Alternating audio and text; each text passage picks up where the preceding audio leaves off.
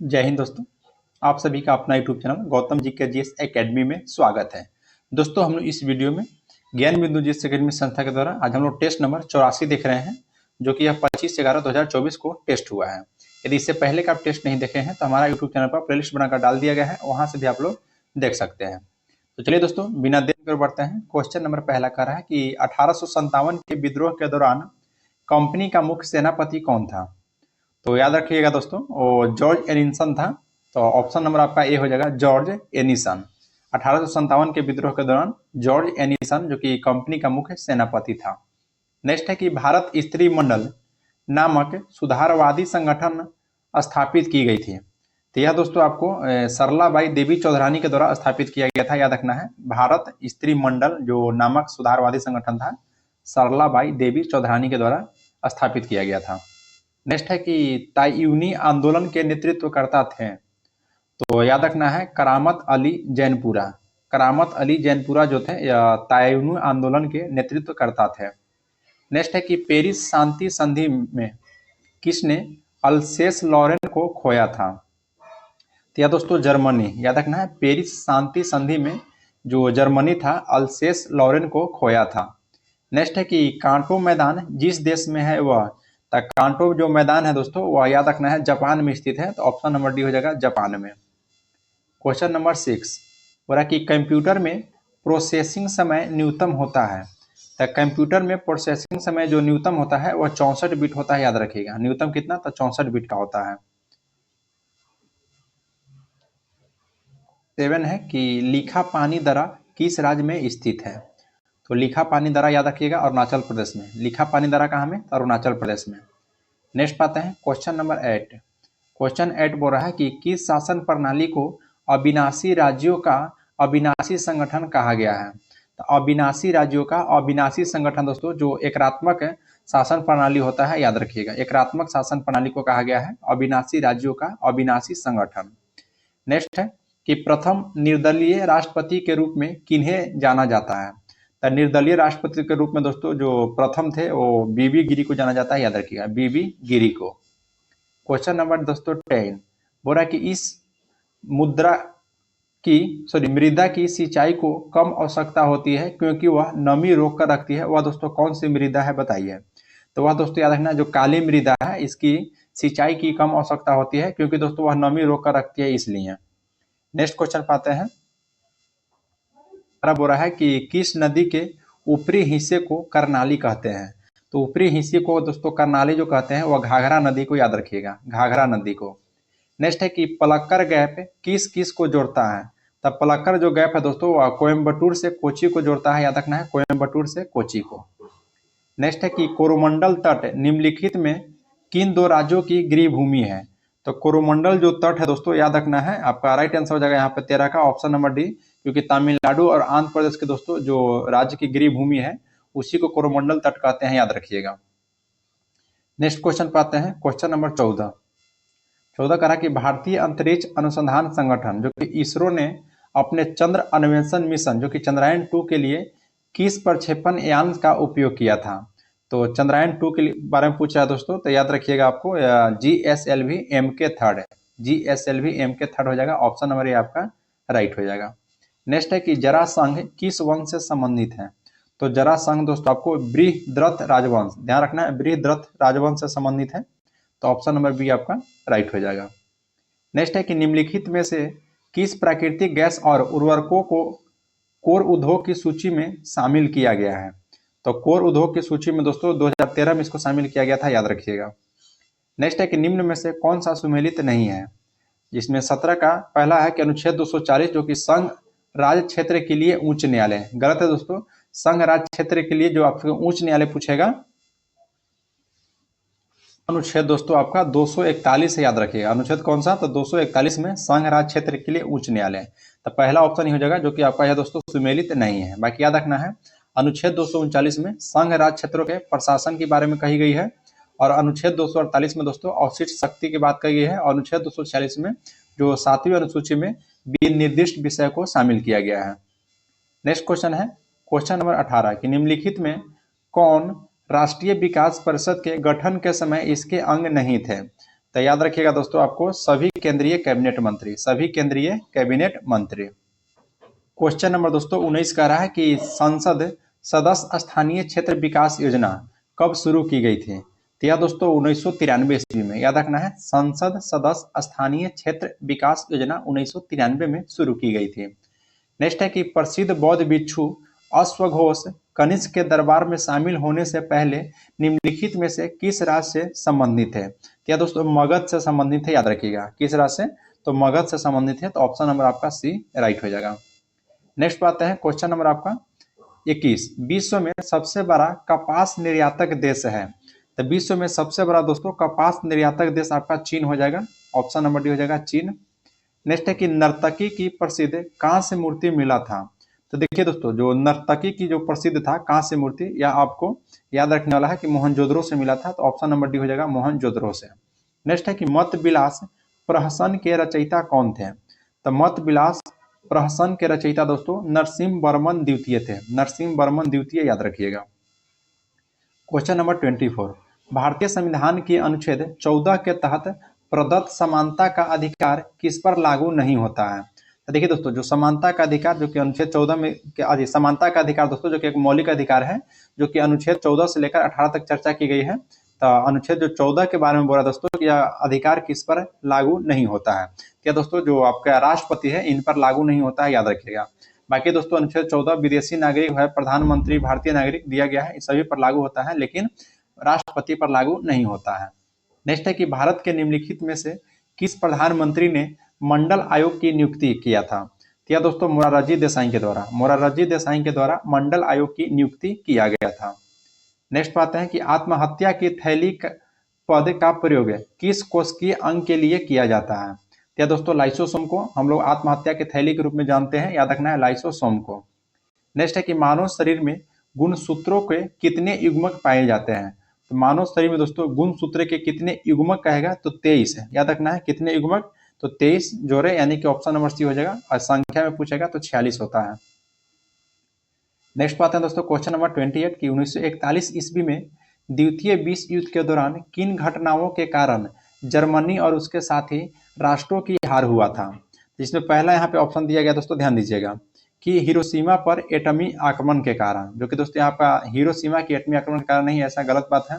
Next है कि Germany का रूस पर आक्रमण, बिल्कुल सही बात है दोस्तों, जर्मनी पर रूस पर आक्रमण। फिर इटली की हार नहीं, ये भी गलत है। फिर जापान का पर्ल हार्बर पर आक्रमण, हाँ ये भी सही है दोस्तों, यानी कि 2 और 4 हो जाएगा, तो ऑप्शन नंबर सी हो जाएगा 2 और 4, याद रखिएगा। क्वेश्चन नंबर 29 है कि सूची 1 को सूची 2 के साथ सम्मिलित करना है और दिए गए कूट का प्रयोग करना है। देखिए दोस्तों 1857 के विद्रोह के कुछ प्रमुख नेता दिए गए हैं और उनको दोस्तों नेतृत्व करता यानी क्षेत्र दिया गया है। तो नाना साहेब, तो यहाँ पर ऑप्शन तो नहीं है दोस्तों, लेकिन नेक्स्ट पेज में है। तो नाना साहेब आपको याद रखना है कानपुर से थे, और कुंवर सिंह दोस्तों जो कि आपका आरा से ही संबंधित है, तो याद रखना है नाना साहेब कहाँ से? कानपुर से, और कुंवर सिंह आरा से। बाकी नेक्स्ट देखते हैं। ये दोस्तों बख्त खां जो कि दिल्ली से आपका सैन्य नेतृत्व कर रहे थे, और मौलवी अहमदुल्ला दोस्तों जो कि अवध से थे, अवध से, याद रखना है मौलवी अहमदुल्ला। तो यहाँ पे आपका दोस्तों अगर आंसर की बात की जाए तो ऑप्शन यहाँ पे आपका बी हो जाएगा 3, 2, 4, 1, याद रखिएगा। नेक्स्ट है कि कौन सी धातु विद्युत का सबसे अच्छा सुचालक है? तो विद्युत का दोस्तों सबसे अच्छा सुचालक जो धातु है वो आपका दोस्तों चांदी है, याद रखिएगा। कौन सा है? तो चांदी। नेक्स्ट बात है कि न्यूट्रॉन के विषय में निम्नलिखित कथन में कौन सा सही नहीं है? तो बताइए दोस्तों यहाँ पे आपका कौन सा सही नहीं है? तो जिसमें दोस्तों पहला ऑप्शन दे रहा है 31 का, कि इसके साथ जुड़ा हुआ कोई शुद्ध विद्युत आवेश नहीं होता, बिल्कुल सही बात है दोस्तों। नेक्स्ट है कि यह एक परमाणु कण, नहीं गलत है दोस्तों, यह एक परमाणु कण नहीं है, यानी कि ऑप्शन नंबर बी हो जाएगा, जो कि दोस्तों न्यूट्रॉन के विषय में आपका गलत कथन है। बाकी याद रखना है कि न्यूट्रॉन का द्रव्यमान प्रोटॉन का से थोड़ा सा आपका अधिक होता है, और इसका खोज दोस्तों जेम्स चैडविक के द्वारा न्यूट्रॉन को खोज किया गया था। नेक्स्ट बात है कि निम्नलिखित व्यक्ति में से किसने बंगाल विभाजन के परिणाम स्वरूप सबसे पहले ब्रिटिश वस्तुओं का बहिष्कार का सुझाव दिया था? तो सबसे पहले दोस्तों ब्रिटिश वस्तुओं को बहिष्कार का सुझाव दोस्तों कृष्ण कुमार मिश्र के द्वारा दिया गया था, याद रखना है कृष्ण कुमार मिश्र के द्वारा। और इनकी एक पत्रिका है जिसमें पहली बार बहिष्कार शब्द का प्रयोग किया गया था, उस पत्रिका का नाम है संजीवनी, याद रखना है संजीवनी। नेक्स्ट क्वेश्चन पाते हैं, क्वेश्चन नंबर दोस्तों आपका 33 है, बोला कि निम्नलिखित में से कौन सा मौलिक अधिकार विदेशियों के लिए उपलब्ध नहीं है? तो देखिए दोस्तों, विदेशियों के लिए मौलिक अधिकार कौन कौन सा आपका उपलब्ध नहीं है? तो अनुच्छेद 15, 16, अनुच्छेद 19, अनुच्छेद 29 और अनुच्छेद 30 है। तो यहाँ पे ऑप्शन 1 हो जाएगा, अनुच्छेद 15 के तहत लिए गए प्रावधान आपको विदेशी के लिए उपलब्ध नहीं है, यानी कि ऑप्शन नंबर ए आपका राइट हो जाएगा 33 का। नेक्स्ट है कि दक्षिण पूर्व एशिया में एकमात्र भू आबद्ध देश कौन सा है? तो लाओस हो जाएगा दोस्तों, याद रखना है कौन सा, तो लाओस हो जाएगा। नेक्स्ट बात है कि निम्नलिखित में से कौन सा देश कोरल ट्रायंगल इनिशिएटिव का भागीदारी नहीं है? तो यह भागीदारी कौन सा नहीं दोस्तों? थाईलैंड आपका हो जाएगा, थाईलैंड नहीं है कोरल ट्रायंगल इनिशिएटिव का, याद रखिएगा। नेक्स्ट है कि राष्ट्रीय राजमार्ग भारत में सड़क यातायात के लगभग कितने % का वहन करता है? तो यह दोस्तों याद रखना है, लगभग दोस्तों 40% का वहन करता है। तो ऑप्शन नंबर यहाँ पे बी आपका राइट हो जाएगा। नेक्स्ट है क्वेश्चन नंबर 37, बोला कि मात्रकों को अंतर्राष्ट्रीय प्रणाली में मूल मात्रकों की संख्या कितनी है? तो मूल मात्रकों की संख्या दोस्तों 7 है, याद रखिएगा कितनी, तो 7 है। नेक्स्ट है कि उस उपकरण का क्या नाम है जिसका उपयोग किसी वस्तु पर विद्युत आवेश की उपस्थिति और मात्रा जानने के लिए किया जाता है? याद रखिएगा दोस्तों, उसको हम लोग इलेक्ट्रोस्कोप कहते हैं। उसे क्या कहते हैं? इलेक्ट्रोस्कोप। ये आपका उपकरण एक प्रकार का है। नेक्स्ट है दोस्तों कि केंद्रीय सतर्कता आयोग के अध्यक्ष तथा सदस्यों का कार्यकाल होता है। तो याद रखने वाली बात है कि केंद्रीय सतर्कता आयोग के जो अध्यक्ष और सदस्य होते हैं दोस्तों 4 वर्ष या 65 वर्ष, इनमें से जो पहले हो जाएगा वही आपका कार्यकाल हो जाता है, याद रखिएगा। तो ऑप्शन नंबर सी आपका राइट हो जाएगा। नेक्स्ट है कि राष्ट्रपति केंद्र व राज्य के बीच संवैधानिक राजस्व वितरण को कम कर सकता है या रोक सकता है? तो यह दोस्तों याद रखना है, जब राष्ट्रीय आपातकाल का समय होगा तभी वह रोक सकता है। तो ऑप्शन नंबर बी आपका राइट हो जाएगा। क्वेश्चन नंबर दोस्तों आपका 41, बोल रहा है कि निम्न में से कौन सुमेलित नहीं है? कौन सा यहाँ पर सुमेलित आपका दोस्तों नहीं है, बताइए। तो प्रमोद भगत जो कि दोस्तों बैडमिंटन से संबंधित खिलाड़ी है, बिल्कुल सही है। सुमित अंतिल जो कि दोस्तों जेवेलियन थ्रो से संबंधित है, ये भी सही है। रवि दहिया मुक्केबाजी नहीं दोस्तों, रवि दहिया आपका मुक्केबाजी से नहीं है, यानी कि ऑप्शन नंबर यहाँ पे आपका सी हो जाएगा। बाकी दोस्तों कृष्ण नागर जो कि बैडमिंटन से संबंधित है, याद रखिएगा। नेक्स्ट है कि आचार्य विनोबा भावे का सुप्रसिद्ध भूदान आंदोलन सबसे पहले भारत को किस राज्य से शुरू हुआ था? तो भारत के दोस्तों सबसे पहले या आंध्र प्रदेश यानी कि तेलंगाना से शुरू हुआ था, याद रखिएगा। नेक्स्ट बात है क्वेश्चन नंबर 43, निम्नलिखित में से किन कानूनों का युग्म सही सुमेलित नहीं है? तो 43 का देखिए दोस्तों, जो आपका ऑप्शन नंबर डी दे रहा है कि गैर कानूनी गतिविधियां अधिनियम जो कि 2004 में आया था, यह दोस्तों बिल्कुल गलत है, याद रखिएगा। बाकी याद रखना है मीसा जो कि दोस्तों आंतरिक सुरक्षा व्यवस्था अधिनियम होता है, यह 1971 में आया था, सही बात है। फिर टाडा यानी कि दोस्तों आतंकवादी एवं विध्वंसकारी गतिविधियों निरोध कानून जो कि 1985 में आया था, यह भी आपका सही है। और आतंकवादी निवारण अधिनियम यानी पोटा 2002 में, आपको याद से रखना है, मीसा 1971, टाडा 1985 और पोटा 2002 में आया था, याद रखिएगा। नेक्स्ट क्वेश्चन पाते हैं, क्वेश्चन नंबर 44, मानव शरीर में पाई जाने वाली सबसे बड़ी ग्रंथि कौन सी है? तो सबसे बड़ी ग्रंथि दोस्तों थायराइड ग्रंथि है। अच्छा, सिर्फ ग्रंथि अंतःस्रावी कहेगा तो थायराइड ग्रंथि हो जाएगा, लेकिन अंतःस्रावी नहीं कहा दोस्तों तो आपका यहाँ पे यकृत हो जाएगा। ऑप्शन नंबर दोस्तों डी हो जाएगा, यकृत, याद रखिएगा। नेक्स्ट है कि पौधे के अग्रभाग से उत्तक को हटाकर कोशिकाओं को अलग कर रोग मुक्त परिस्थितियों में से एक मूल पौधे से कई पौधे उगाए जा सकते हैं, इस तकनीकी को दोस्तों क्या कहते हैं? तो इस तकनीकी को हम लोग दोस्तों उत्तक संवर्धन कहते हैं, याद रखिएगा। उत्तक संवर्धन कहते हैं कि दोस्तों एक मूल पौधा से कई पौधा उगाया जा सकता है, उसको उत्तक संवर्धन कहते हैं। नेक्स्ट है कि असहयोग आंदोलन के संबंध में निम्नलिखित कथन पर विचार करना है। इसमें पहला कथन दे रहा है कि जलियांवाला बाग नरसंहार के कारण महात्मा गांधी ने इस आंदोलन को स्थगित कर दिए थे। नहीं दोस्तों, गलत बात है, यानी कि ऑप्शन नंबर ये हो जाएगा दोस्तों, जो आपका सुमेलित नहीं है। बाकी याद रखना है असहयोग आंदोलन से संबंधित कथन कि 1920 में शुरू किया गया था और 1922 में दोस्तों इसको समाप्त किया गया था। और बारदोली प्रस्ताव में गांधी जी ने इस आंदोलन को वापस लेने की घोषणा किए थे, ये भी बात सही है दोस्तों, याद रखना है। असहयोग आंदोलन को बारदोली प्रस्ताव में गांधी जी ने इसको वापस लेने की घोषणा किए थे और इस आंदोलन में मुस्लिम समुदाय ने व्यापक स्तर पर भाग लिया था असहयोग आंदोलन में। नेक्स्ट है दोस्तों कि एम विश्वेश्वरैया के राज नियोजन के विचार में शामिल नहीं है। यहाँ पे याद रखना है दोस्तों कि निजीकरण जो है यह आपका शामिल नहीं है, ऑप्शन डी हो जाएगा निजीकरण। बाकी दोस्तों लोकतांत्रिक पूंजीवाद है, श्रम का कृषि से उद्योग की ओर स्थानांतरण ये भी है, और राष्ट्रीय आय बढ़ाने पर बल दिए थे, ये भी है। नेक्स्ट है कि निम्नलिखित में से कौन रासायनिक परिवर्तन का उदाहरण है? बताइए दोस्तों, रासायनिक परिवर्तन का उदाहरण निम्नलिखित में से कौन सा है? तो 48 का आपका दोस्तों राइट आंसर हो जाएगा ऑप्शन नंबर डी, भोजन को पकाना। भोजन को पकाना दोस्तों आपका रासायनिक परिवर्तन है। बाकी बर्फ पिघलना दोस्तों भौतिक परिवर्तन है, जल में चीनी को घुलना भी भौतिक परिवर्तन है, और मोम का भी पिघलना दोस्तों भौतिक परिवर्तन है।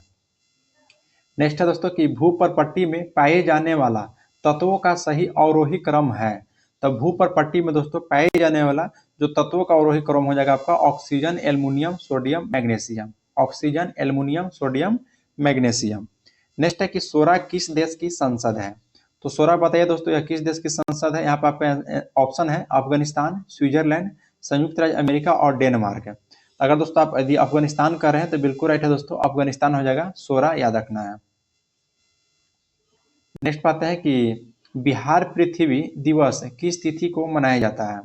तो बिहार पृथ्वी दिवस दोस्तों जो मनाया जाता है वह 9 अगस्त को, ध्यान देना है, 9 अगस्त को बिहार पृथ्वी दिवस के रूप में मनाया जाता है।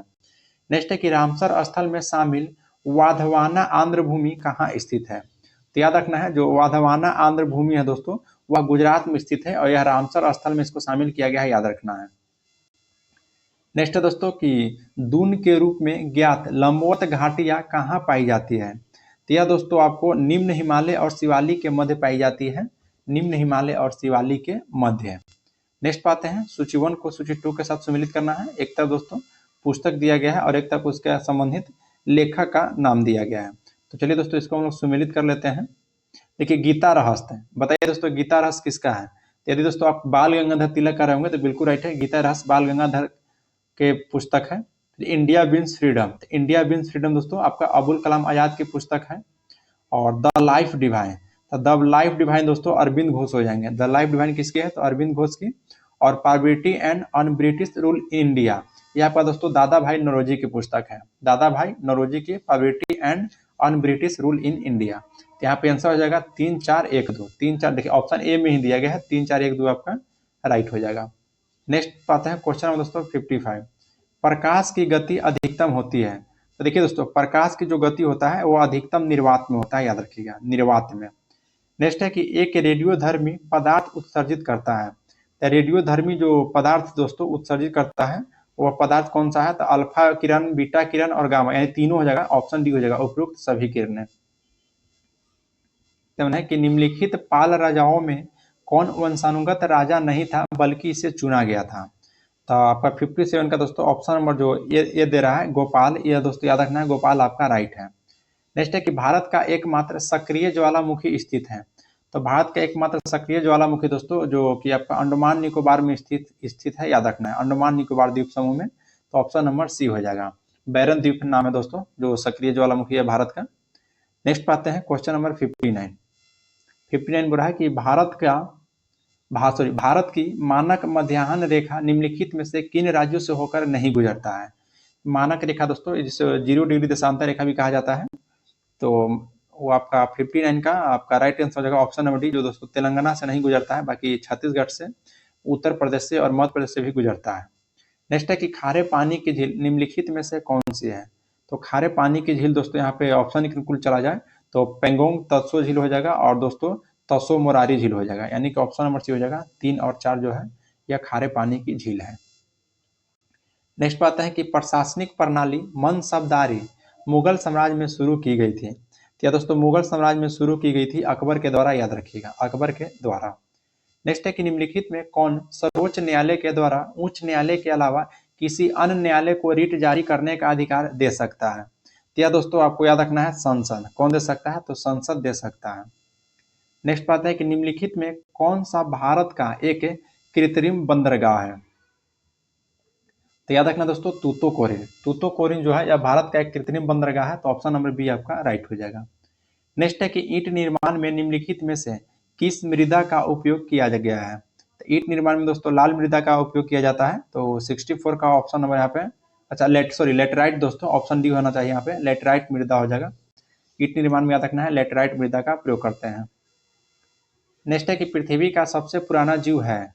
तो पृथ्वी का दोस्तों जो सबसे पुराना जीव है वो आपका दोस्तों नीलहरित शैवाल है, याद रखिएगा कौन सा, तो नीलहरित शैवाल। नेक्स्ट है कि निम्नलिखित में कौन माता पिता से संतानों में वंशानुगत विशेषताओं के हस्तांतरण को नियंत्रित करता है। या कौन नियंत्रित करता है दोस्तों, तो याद रखना है जीन, नियंत्रित दोस्तों जीन करता है, ऑप्शन नंबर आपका हो जाएगा सी। नेक्स्ट आता है क्वेश्चन नंबर 67 कि भारत की पहली जल गणना रिपोर्ट के अनुसार किस राज्य में सबसे ज्यादा झीलों की संख्या है। तो सबसे ज्यादा दोस्तों झीलों की संख्या जो भी है वर्तमान में वह याद रखना है दोस्तों तमिलनाडु राज्य में है। कहाँ में? तो तमिलनाडु में। नेक्स्ट है कि निम्नलिखित कथन में से कौन सा कथन सही नहीं है। पहला कथन है कि विटामिन के की कमी के कारण रक्त का थक्का बनने का समय बढ़ जाता है। बिल्कुल सही बात है दोस्तों, अगर विटामिन के की कमी के कारण होगा तो आपको रक्त का थक्का बनने का जो समय है वह बढ़ जाएगा। नेक्स्ट है दोस्तों कि पेलाग्रा रोग विटामिन बी3 की कमी के कारण होता है। बिल्कुल सही है दोस्तों, पेलाग्रा रोग जो है विटामिन बी3 यानी नियासिन की कमी के कारण होता है, ये भी सही है। फिर बेरी बेरी विटामिन बी12 की कमी से होता है। देखिए दोस्तों बेरी बेरी जो है या विटामिन बी12 की कमी के कारण नहीं होता है, यानी कि ऑप्शन नंबर सी जो कि आपका दोस्तों गलत है, याद रखना है। विटामिन बी1 की कमी से बेरी बेरी होता है। और रिकेट्स बीमारी विटामिन डी की कमी से होता है। रिकेट्स दोस्तों जो कि बच्चों में होता है, और विटामिन डी की कमी से वयस्क में कहेगा तो ऑस्टियोमलेशिया रोग होता है।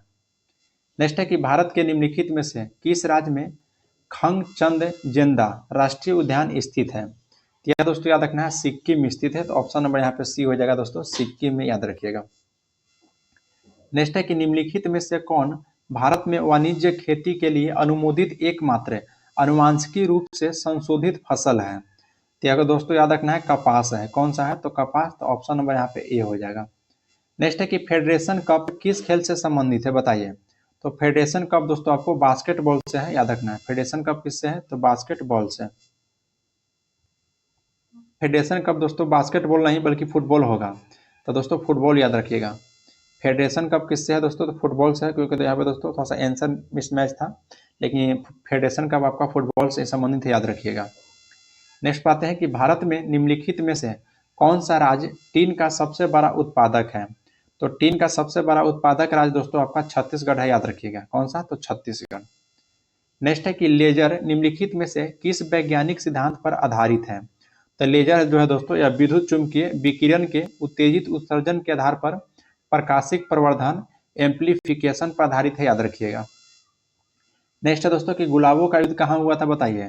तो दोस्तों गुलाबों का जो युद्ध हुआ था वह दोस्तों इंग्लैंड में हुआ था, याद रखिएगा। गुलाबों का युद्ध इंग्लैंड में हुआ था। नेक्स्ट है कि भारत की स्वतंत्रता से पहले निम्नलिखित में से किस आर्थिक योजना ने विकेंद्रीकृत आर्थिक संरचना का समर्थन करता है, मैंने किया था। तो दोस्तों यह आपका गांधीवादी योजना, याद रखना है, गांधीवादी योजना। नेक्स्ट है कि निम्नलिखित में से किस पंचवर्षीय योजना के दौरान विभिन्न केंद्रीय मंत्रालय को प्रगति की निगरानी का कार्य योजना आयोग को सौंप दिया गया था। तो यह दोस्तों याद रखना है, आपका राइट आंसर हो जाएगा कि 10वीं पंचवर्षीय योजना, 10वीं पंचवर्षीय योजना के दौरान। नेक्स्ट है कि विंध्यन समूह की चट्टानें पाई जाती है। तब विंध्यन समूह की चट्टानें दोस्तों आपको दक्षिण पश्चिम बिहार में पाई जाती है, दक्षिणी पश्चिमी बिहार में। नेक्स्ट है कि श्वेत प्रकाश के 7 रंग में कौन सा कांच के प्रिज्म के द्वारा प्रकाश के परिक्षेपण के बाद सबसे कम विचलित होता है। तो बताइए दोस्तों सबसे कम विचलित होता है, तो राइट आंसर हो जाएगा 78 का ऑप्शन नंबर सी दोस्तों, जो लाल है इसका सबसे कम विचलित होता है, याद रखिएगा। नेक्स्ट है कि निम्न में से किस रासायनिक अभिक्रिया में नाइट्रोजन का अपचयन नहीं होता है। तो यह दोस्तों याद रखना ऑप्शन बी हो जाएगा, ऑप्शन नंबर बी आपको हो जाएगा, इसमें नाइट्रोजन का अपचयन नहीं होता है। नेक्स्ट पाते हैं क्वेश्चन नंबर आपका 80। बोला कि कान का कौन सा भाग ध्वनि कंपनों को विद्युत संकेतों में बदलता है। तो 80 का दोस्तों ऑप्शन डी हो जाएगा, याद रखना है कॉकलिया, कॉकलिया आपका राइट हो जाएगा। नेक्स्ट है कि ऊर्जा का स्तूप यानी पिरामिड है। तो ऊर्जा का दोस्तों जो स्तूप पिरामिड है यह हमेशा आपका सीधा होता है, हमेशा सीधा होता है, याद रखिएगा। नेक्स्ट है कि निम्नलिखित में से कौन टिंडल प्रभाव को दर्शाता है।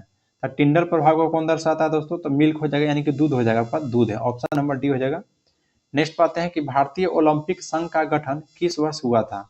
तो वर्ष 1927 में। भारतीय ओलंपिक संघ का गठन वर्ष 1927 में किया गया है, याद रखिएगा। नेक्स्ट पाते हैं दोस्तों क्वेश्चन नंबर यहाँ पे आपका 84 कि केरल का सबसे बड़ा जलप्रपात का क्या नाम है। तो केरल का दोस्तों सबसे बड़ा जलप्रपात दोस्तों अथिरापिल्ली जलप्रपात है, अथिरापिल्ली जलप्रपात। नेक्स्ट है कि निम्नलिखित में कौन सा भारत का सबसे पुराना उच्च न्यायालय है। तो भारत का सबसे पुराना उच्च न्यायालय दोस्तों आपको कौन सा हो जाएगा, तो कलकत्ता उच्च न्यायालय, याद रखना है, कलकत्ता उच्च न्यायालय। नेक्स्ट है कि यदि वायुमंडल दाब पारा के 76 सेंटीमीटर यानी समान दाब से कम हो तो पानी कितना डिग्री दोस्तों तापमान पर उबलेगा। तो यह याद रखना दोस्तों, 100 डिग्री सेल्सियस से कम पर उबलने लगेगा। ऑप्शन नंबर ए हो जाएगा। नेक्स्ट है कि निम्नलिखित में से कौन अंतःपरजीवी का एक उदाहरण है। तो अंतःपरजीवी का दोस्तों जो यहाँ पे उदाहरण है वो फीता कृमि हो जाएगा, यानी कि टेप वर्म। याद रखना फीता कृमि हो जाएगा।